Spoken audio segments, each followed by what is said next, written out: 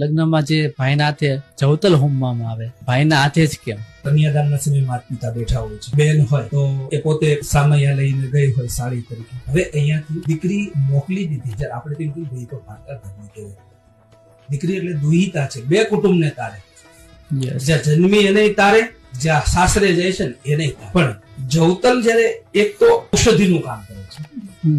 બીજી વાત એક છે, જવતલ એટલા માટે કે દીકરીના ખોબાની અંદર ભાઈ જે છે જવતલના ભાગરૂપે અંદર મૂકતો જાય ને ભાઈ કેતો જાય તારું સારું જોઈને જ અમે મોકલીએ છીએ. પણ કાલ સવારની અંદર કદાચ તારા ઘરની અંદર કંઈક ખૂટે, તને કંઈક જરૂર પડે, તને કંઈક મદદની જરૂર પડે, તે દિવસે આ જવતલ 10 આંગળી હું દાન કરીને હું એટલું હું કહું છું કે બેન વિના સંકોચે તારો ભાઈ તારી પાસે ઉભો રહેશે.